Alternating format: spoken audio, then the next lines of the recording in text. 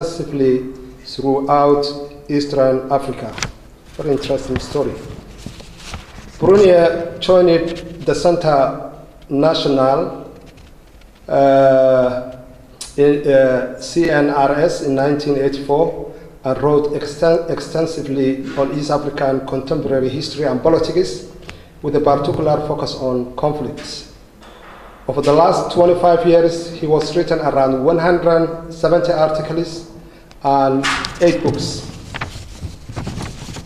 He edited, together with co-editor Elio, the more recent common book, Understanding Contemporary Ethiopia, Empire, Revolution, and the Legacy of Meles Zenawi.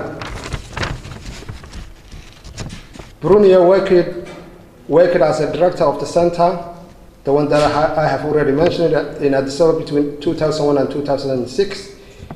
He then left at the end of 2009 and became a political and business consultant on East and Central Africa matters. He's a senior fellow of the African Council in Washington, D.C., and is at present working on a history of the Northern Front in the Somalia Civil War, which led to the birth of the unrecognized state of Somaliland.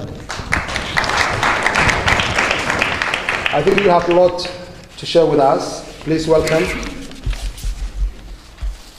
Okay, well, thank you very much. And I think I will totally switch the presentation I was planning to give, which was way too precise on who would be ready to do this or that towards the problem of recognition of Somaliland. The bottom line is nobody is going to recognize Somaliland. Why? Actually, tomorrow we will perhaps have the time to discuss that. There is only one country in the world, but it's completely useless. It's Taiwan. Taiwan is the only country in the world that would be ready probably to recognize you because of very similar problems that they had with their giant neighbor. The question isn't that. The question is, what is the non-recognition of Somaliland? What could it do to the existence of Somaliland? Because Somaliland does exist. You're the proof of the pudding in the eating. And you've got it all right. It started during the war. Now that I'm working back on all the situation of the war, what you did or didn't do with the Somali National Army prisoners. I mean, in many wars, these guys would have been simply shot. You shot only about 200. I'm not sure of the figure, somewhere between 200 and 400, which is nothing, nothing. If you think of the slaughter of Hargeisa in 1988. You stopped 2 civil wars after they started, and it's much more difficult to stop them once they have started than not to have them start. I mean, you've got all the marks right on every single point. If there was a kind of checklist card, you tick all the right marks. You're not going to get rewarded for it. Because, and that is the big difference with the presentation that Ahmed was doing. Not that I disagree with him, I agree completely, but my angle of vision is very different from his. His angle of vision is, are you doing it right? What could you do to do it better? The presentation we just had on the health problem is a typical example. And when he said you don't have to wait for the European Union, you Swedes, you're nice guys, you can do it right now, fine. But he is trying to be programmatic and forward-looking. I am a son of a bitch. I look at reality as it is. It's not the same. Now, the next president of Somaliland, whether it's Mr. Warabe, who is here, or whether it's Mr. Musa Bihi or anybody else that I don't know, he's now into an emergency situation. This is not business as usual. You guys did a quarter of a century of wonderful business as usual. This is the end. Business as usual is not sufficient anymore. Why? Not because of your inside problems. You're just the opposite of Somalia. Actually, the reason why is very interesting, since you're the same people, same language, same religion, same culture, and so on. There's a whole reflection on that, which I, as a historian and social scientist, I'm fascinated by. You are the opposite, but similar, equivalent to Eritrea. The impact of colonization transforming a native society completely and ending up with a different product. But now the situation has come to an end. Not because of terrible inside, because when people think about Eastern Africa, they say, oh, some terrible upheaval is going to come from, no, it's from outside. Your problem is not you people, your problem is outside. Not because people want to destroy you, or please do not fall into these plot ideas, and you're not being targeted by Mr. Putin or the Jews or the Freemasons or God knows what, or the Catholic Church or the ET coming from another planet. There's so many, when you look on the World Wide Web, so many of these plot theories. No, you're not targeted by anybody. The problem is you're completely neglected by everybody, which is in total contradiction with all the declarations of democracy. But do not forget one thing, democracies are made by liars. Because being a politician and getting elected means you lie to your electorate, everywhere. Whether it's Mr. Trump or my own president, François Hollande, when you got elected, they're all liars. Otherwise you don't get elected. I mean, sorry, Monsieur. You're going to have to do your little bit of lying like everybody else. But once you're elected, then what comes is what you do. And now you're in a very unique situation, because once more, you got it all right. All your inner workings are fine. And there is no plot outside. And yet, you're in great danger. And it's got like to be the main mission of your next president. The situation is to try, and frankly, there is only one way, blackmail.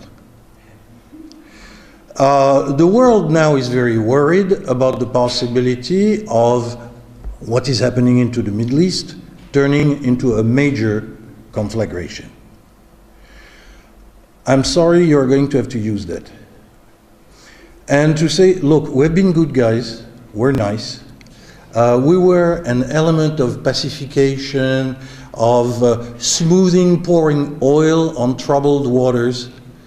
Okay, we did it for 25 years. That's a quarter of a century. That's a whole generation. Now we have these young boys who have grown, and for them the only country is Somaliland. They don't know Somalia. They were little children, or they were not even born when the war ended in 91. And we don't take care of them, they'll be Daesh tomorrow. It's your choice. And you, liars in Paris, London, and Washington, you have to wake up, or else you're going to have another pile of trouble. And frankly, I think you've got perhaps one little wedge where you can insert your finger into the soft part of the geopolitical landscape. It's called Djibouti. Djibouti is your entry point into trouble, and you have to go into trouble. This is the end of being nice guys. You're nice guys, you're finished. In 10 years, you'll really be Daesh, whether you like it or not. And you'll be Daesh out of these boys that, in a way, whether you want to or not, you will have lied to. Saying, yes, we have a country, it's going to be recognized, we have these nice democratic people, we behave exactly according to their values, we are nice people, eventually we'll be rewarded. And then it doesn't come. And when we are 25 and you don't have a job, then why not be for Mr. al-Baghdadi? Why not? You know?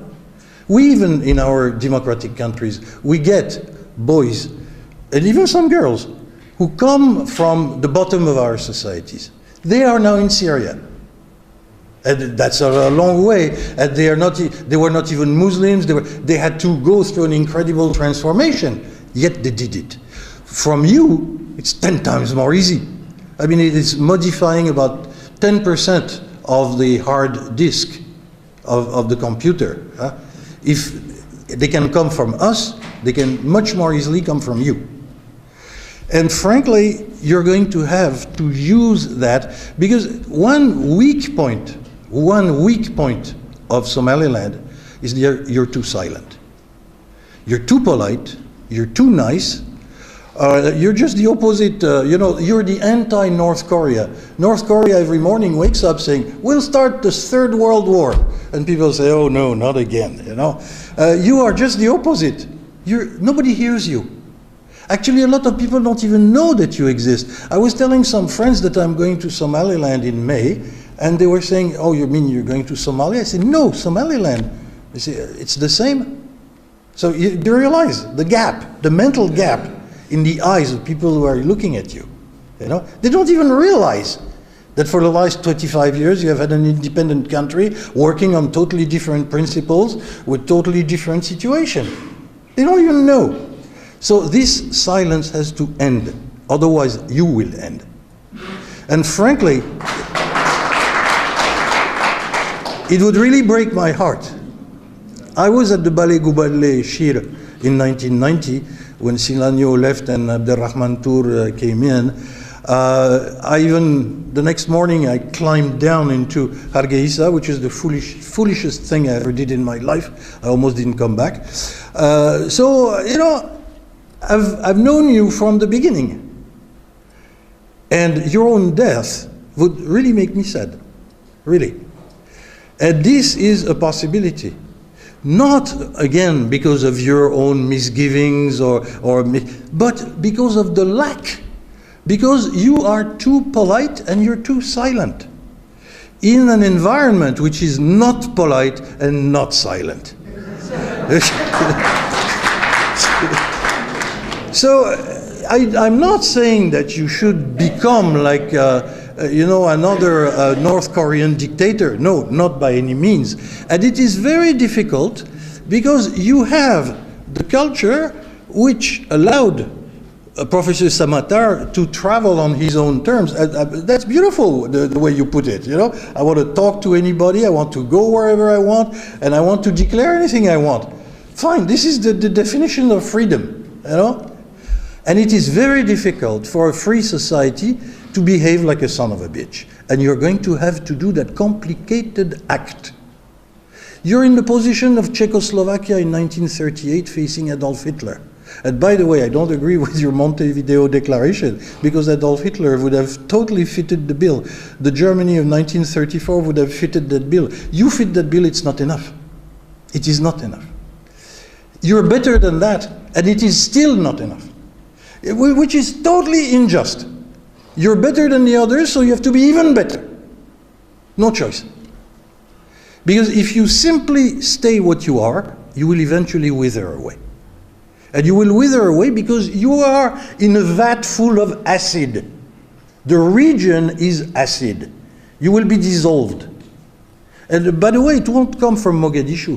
Mogadishu are just a bunch of hypocrites who are dealing with the hypocrisy of the Western democracies and returning their argument in a totally false way. And they know it, even the people who are saying it know it very well. But they know that, and they use it against you because they just simply hope that if they can recuperate the north, and recuperate Berbera and so on, they will make a bit of money and they'll have more money to loot, which is the whole purpose of the government in Mogadishu. So, they just want to extend their looting perimeter, period. Whether or not you live or die in the process is the least of their concern. We're right back to 1969, 1970. If you do that, you will somehow waste the sacrifice of all the people who died between 1981 and 1991.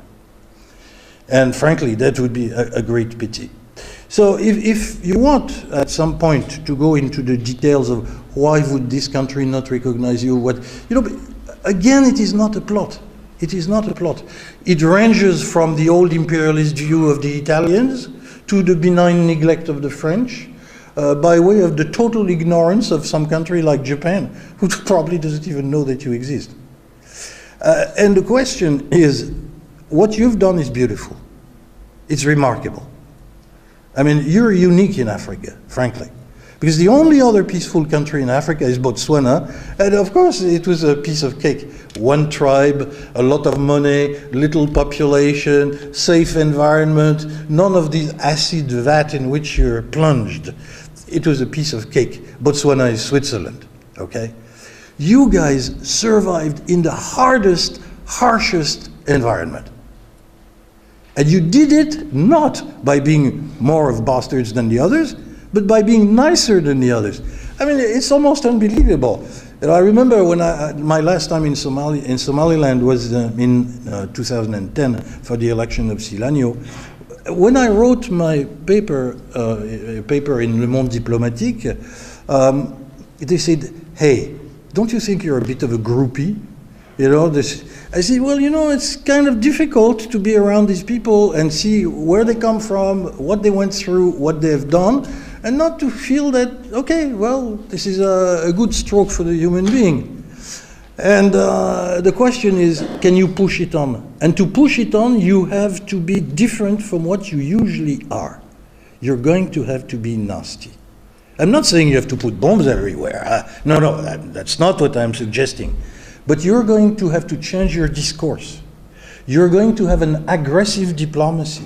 You're going to put some kind of a feeler, a connector to Baghdad and to Damascus and to Ankara. You're going to have to use all these things because they're the things that threaten you, and you have to do what you did during the war. Flip it over. The very thing that can kill me, if I can turn it around, I will live through that. And you can do it again. But it's going to be it's another struggle that is opening now. It is not the struggle for recognition because being polite to some Uruguay or being polite to Thailand, and they'll say, oh yes, you're so nice, you fit all the criteria, oh yes, we will recognize you because why wouldn't we? You're a very good Democrats. Forget that. That is if the world was nice and was behaving and was going along the rules that it proclaims to be. But it is not true. This is a big lie.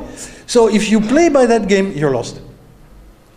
And you're going to have to change gears and to realize that maybe one day Bangkok will recognize Somaliland, but it will be because the Americans or the Chinese will tap them on the shoulder and say, hey, you recognize these guys. And they say, where are we? Yeah, well, don't ask questions. We tell you, and we are the local godfather, okay? Whether it's Beijing or Washington.